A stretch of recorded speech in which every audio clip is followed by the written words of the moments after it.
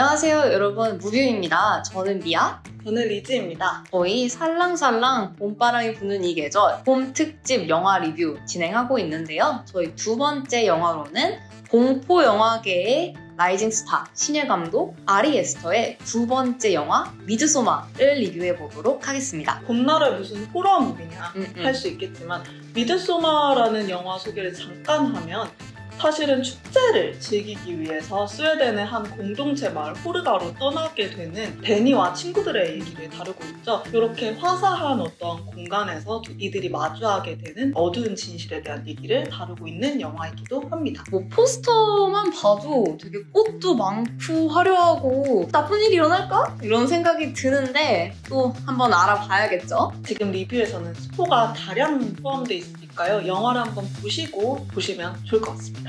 네, 그러면 들어가 보겠습니다. Let's 리뷰! 이 영화가 호러 무비기만 한 줄 알았는데 이별에 대한 얘기라고요? 헤어짐? 네, 맞아요. 이게 사람들 이렇게 끔사라는 영화에서 헤어짐, 이별, 연애? 무슨 얘기나 하실 수도 있는데 감독 아리 에스터가 인터뷰에서 밝혔던 것처럼 이 영화는 브레이크업, 이별 영화입니다. 데니 입장에서 본다면은 초반에 동생이 이제 공반 자살을 하면서 가족을 모두 잃게 됐고 남은 관계라고는 크리스찬과의 관계밖에 없는데 사실 크리스찬도 하는 행동을 보면 그렇게 의지가 되는 사람은 아니잖아요. 그래서 그런 좀 위태위태한 심리적인 상황이었는데 이제 데니가 크리스찬과 친구들을 따라서 호르가에 도착한 다음에 새로운 사람들을 만나고 새로운 관계들을 형성하면서 크리스찬과의 관계를 조금 다시 재고해보게 되죠. 크리스찬이 진짜 좋은 남자친구는 아니었던 것 같아요. 되게 좀 기대고 싶을 때 울타리가 되어주지도 못하고 친구들이 좀 조롱할 때 같이 동참하는 느낌이잖아요. 거기에다 호르가에 갔을 때는 데니의 생일도 잊어버리기도 합니다. 사실 헤어진다는 게 기대했다가 체념하고 이런 거를 사실 데니의 감정선에 따라가다 보면 다 겪었던 것 같아요. 그래서 마지막에는 사실은 죽음으로써 결별하게 되는 거나 마찬가지죠? 그쵸. 이 영화를 이제 이별에 대한 메타포라고 본다면 이별 씬은 아무래도 마지막에 크리스찬이 데니의 선택으로 인해서 화형을 당하는 순간이 아닐까 하는데요. 그 순간에 데니는 이렇게 이제 불타는 크리스찬이 들어간 건물을 보면서 묘한 표정을 짓죠. 여기서 두 가지 짚고 넘어가 보려고 하는데요. 첫 번째는 데니가 입고 있는 옷. 그때 데니는 호르가의 사람들이 준 옷을 입고 있죠. 그러니까 데니의 정신적 소속이 바뀌었다라는 것을 조금 알 수 있었고요. 그리고 두 번째로는 데니가 굉장히 우는 것도 웃는 것도 아닌 표정을 취하는데요. 제가 이 부분은 이렇게 해석을 했어요. 누군가를 만나고 연애를 한다는 것은 새로운 세상을 알아간다라는 말로 표현을 흔히들 하잖아요. 그 말인즉슨 헤어지는 것은 뭐냐? 새로운 세계 아니면 내가 알고 있던 세계 하나를 파괴해버리고 없애버리는 거잖아요. 그거를 뭐 내가 부숴서 없애버리든 불터서 없애버리든. 그래서 이런 세계가 사라질 때 너무 하나의 감정이 느껴지진 않겠죠? 굉장히 깊은 상실감이 들 수도 있는 거고 후련할 수도 있는 거고 그런 기분을 제가 봤을 때는 데니의 표정에서 느꼈습니다.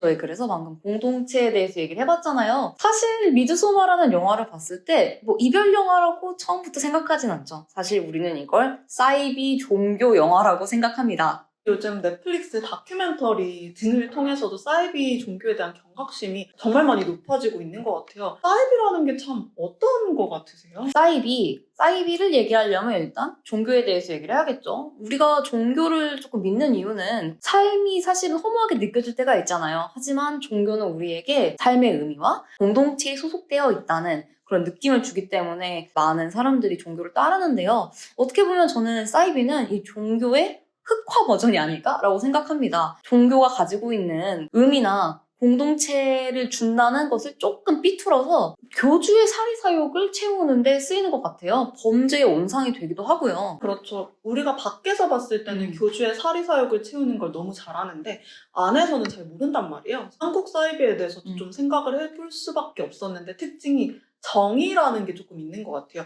우린 좀 정의에 취약하고 또 자유의지를 갖고 있으면서 동시에 강력한 어떤 목소리에 복종하고 싶어 하는 것 같거든요. 근데 사이비는 강력한 목소리를 가진 교주라는 보스도 있고 그 밑에서 정을 나누면서 하나의 공동체를 만들어가는 어떠한 소사이어티도 있단 말이에요.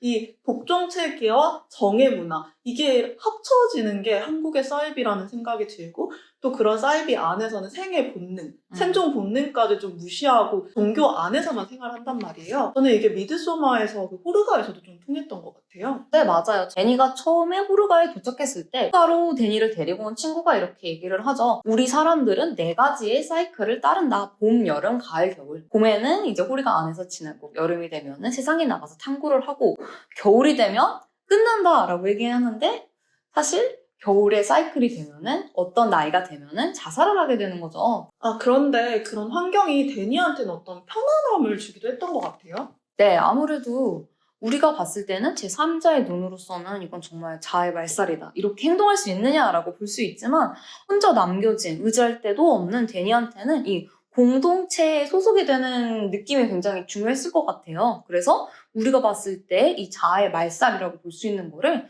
데니한테는 극단적 하나됨, 어떻게 보면 조금 긍정적인 가치로 보여진 것이 아닌가. 그렇기 때문에 결과적으로 데니는 크리스찬이 아닌 호르가를 선택한 것이 아닌가 하고 생각했습니다. 어떻게 보면 이게 사람들이 사이비에 빠져들게 되는 어떤 과정을 보여준 것 같기도 해요. 네, 맞아요. 어떻게 그들 나름은 이유가 있었던 거죠. 그러니까 빠져들 수밖에 없었던 거고요.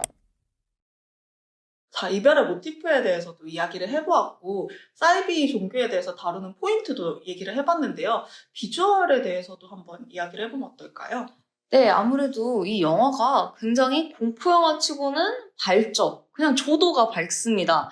북유럽의 여름은 해가 잘 지지 않잖아요. 굉장히 늦게까지 해가 떠 있고. 그래서 일부러 이 설정을 차용을 한 건데 일반적인 공포영화의 문법과는 다르죠? 아리 에스터의 전작 유전만을 봐도 어두운 곳에서 막 일이 일어나잖아요. 그래서 보통 우리는 공포영화를 볼 때 화면이 어두우니까 야 이거 무슨 일이 일어나는 거 아니야? 하면서 긴장을 조금 올리는데 이 영화는 굉장히 밝은 곳에서 모든 것들을 보여줍니다. 아이러니를 노린 게 아닐까 그 지점에서 오는 우리는 조금 어두운 게 있으면 숨겨진 게 아니야? 라고 생각을 하지만 오히려 뭔가 끔찍한 것이 대낮에 벌어질 때 다른 느낌을 받을 수 있잖아요. 이 영화를 설명할 때 좀 많이 나오는 말이 대낮의 공포라는 말이거든요. 화사한 와중에 끔찍한 일이 벌어지니까 좀 더 섬뜩하고 무섭게 느껴지기도 하는데 아이러니하게도 잔인한 장면이 정말 많이 나오는데 그렇게까지 잔인하게 또 느껴지지가 않았어요. 그래서 좀 곰곰이 생각해보니까 영화 중반쯤에 나오는 절벽에서 자살하는 장면에서 받을 충격을 다 받았다 이런 생각을 했는데 사실 좀 많이 과장돼 있다고 생각했거든요. 아무리 그 절벽에서 추락을 해도 얼굴이 그렇게 환몰이 된다던가 그런 식으로 사람의 몸이 될 것 같지 않은데 너무 세다 보니까 전 나중에 계속 반복적으로 다른 장면들이 나와도 심지어 피해 독수리 형벌을 받은 시신이 나와도 무섭지가 않더라고요. 저는 공포영화 매니아로서 이 영화가 사실 그렇게 무섭지가 않았어요. 제가 유전을 굉장히 좋아했거든요. 그걸 보면서 이 아리 에스터는 사람을 무섭게 할 줄 안다라고 생각을 하면서 미드소마를 봤는데 이거 뭐야? 이런 생각이 처음에 들었어요. 근데 다시 되돌아보면은 이건 아리 에스터 감독의 선택입니다. 그는 우리를 무섭게 할 줄 알아요. 무섭게 할 줄 아는데 여기서는 무섭게 하는 게 일본 목적이 아니라 미드소마만의 드라마를 풀기 위한 이런 선택을 했던 것 같아요. 그래서 분위기적으로만 봤을 때 저는 이 영화 극초반에 데니의 동생이 자살을 해서 가족이 죽는 씬이 이렇게 무빙 시퀀스로 보여져요. 근데 그 부분이 굉장히 유전 느낌도 나고 섬뜩하고 좋았던 것 같아요. 그래서 사실 처음에 미드소마를 봤을 때 저는 좀 실망을 했다. 하지만 이별 얘기라는 것을 알고 이별의 메타포라는 것을 인지하고 두 번째 이것은 드라마 영화다라고 생각하고 봤을 때는 조금 더 만족스러운 느낌이 들었다. 네, 이런 경험을 했어요. 네. 여기서 취향이 조금 갈리는 것 같아요. 저는 오히려 그 장면이 되게 어두침침하고 무슨 말 하려고 하는지 잘 모르겠어서 처음에 봤을 때 살짝 졸았었거든요.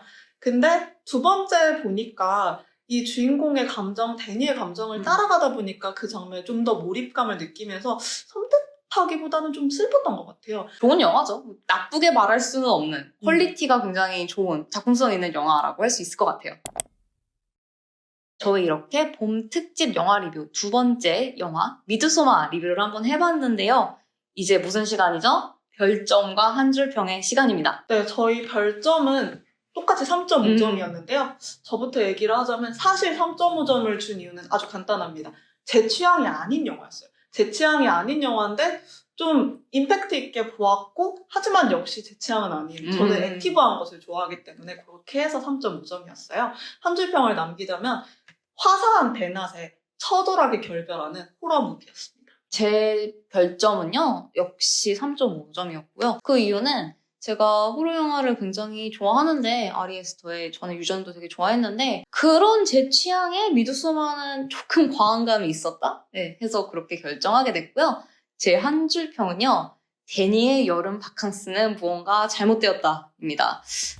익사이팅하긴 하지만 조금 같이 따라가기는 싫은 그런 바캉스였던 것 같아요. 지금까지 봄 특집 1, 2편으로 해서 어바웃 타임 미드소마 함께 살펴보았는데요.